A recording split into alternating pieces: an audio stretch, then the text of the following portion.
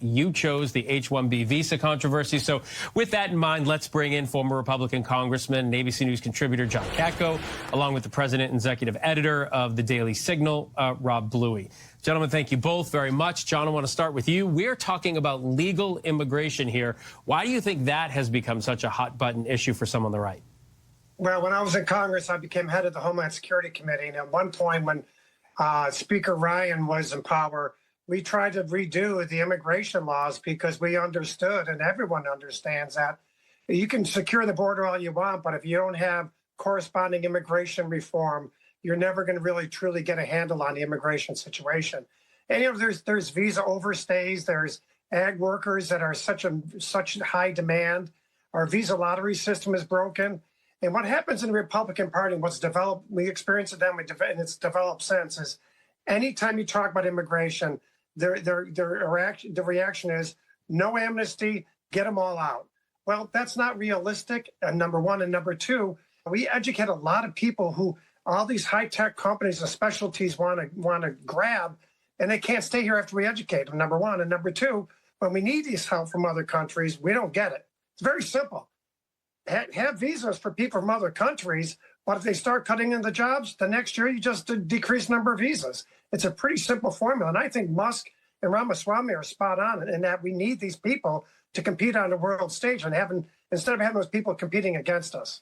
All right, so Rob, that seems to be the idea. One of the things Vivek Ramaswamy posted was that he thinks the U.S. has a culture of mediocrity. I'm wondering if you think this flies in the face of what MAGA stands for, or is it what the president-elect means when he says, "Make America Great Again"?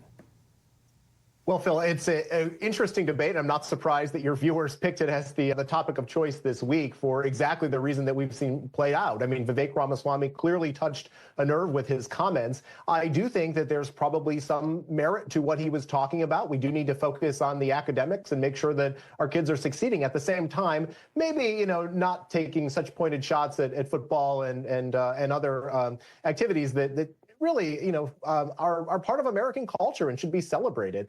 But to go back to the former congressman's point, I think that the problem here ultimately is the fact that you're not going to get a comprehensive bill through Congress. I was reporting on this back in the 2000s, in the 2010s, when people like George W. Bush and John McCain were trying to advocate for such policies, and the American people stood up and rejected them because they want to see illegal immigration stop first before they consider other reforms to legal immigration like H-1B visas. So I think that if Donald Trump is going to get anything through Congress, and he'll have an opportunity with a reconciliation bill here in this next year, it's probably going to have to be focused on the efforts to increase the number of beds for immigration and customs enforcement, and to give Tom Homan the tools that he needs to deport some of those violent criminals that are on our streets and in our jails. And Rob, just curious, do you think this kind of inter-party debate is a good thing for the GOP? Absolutely. I'd rather have it debated publicly and transparently out in the open than behind closed doors. For too long, the policymaking in Congress has been controlled by the two leaders of the House and the two leaders of the Senate. And when they do that in the back room, you saw what happened just last week when the spending bill blew up in the face of Speaker Johnson. And the American people want to be have an active role. As Congressman Katko knows, having served as a ranking member on the Homeland Security Committee, these efforts are good to have a conversation. And I think that it shows that the Republican Party does have a big tent and welcomes multiple ideas. All right. John Katko, Rob Bluey, sorry. Thank you both very much. That's our last social story for 2024. We appreciate you guys being part of it. We'll see you in the new year. Happy New Year to both of you. Happy New Year to you.